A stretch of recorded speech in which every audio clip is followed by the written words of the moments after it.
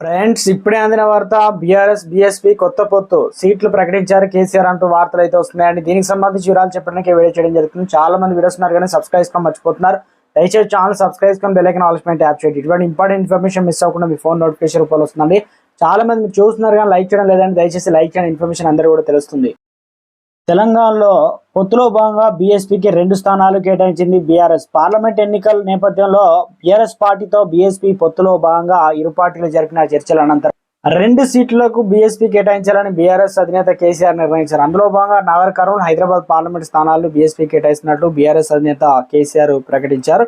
కాగా సంబంధిత 2 స్థానాల అభ్యర్థులు బీఎస్పీ ఖరారు అయితే చేసుకోనుంది. కాగా కరీంనగర్ లోక్సభ స్థానం నుంచి బి వినోద్ కుమార్, పెద్దపల్లి ఎంపీ స్థానం నుంచి కుప్పల ఈశ్వర్, ఖమ్మం పార్లమెంట్ నుంచి sitting MP Nageswara Rao, Mahabubabad MP స్థానం నుంచి బీఆర్ఎస్ సిట్టింగ్ ఎంపీ అయిన మాలోత్ కవిత, మహబూబ్నగర్ నుంచి మన్నే శ్రీనివాస్ రెడ్డి, చేవెళ్ల నుంచి పార్లమెంట్ స్థానం కాసాని జ్ఞానేశ్వర్ ముదిరాజ్, వరంగల్ పార్లమెంట్ నుంచి బీఆర్ఎస్ పార్టీ అభ్యర్థి డాక్టర్ కడియం కావ్య, మల్కాజిగిరి లోక్సభ అభ్యర్థి రాగిడి లక్ష్మారెడ్డి, ఆదిలాబాద్ లోక్సభ అభ్యర్థిగా ఆత్రం సక్కును కేసీఆర్ ఇప్పటికే ప్రకటించిన సంగతి తెలిసిందే.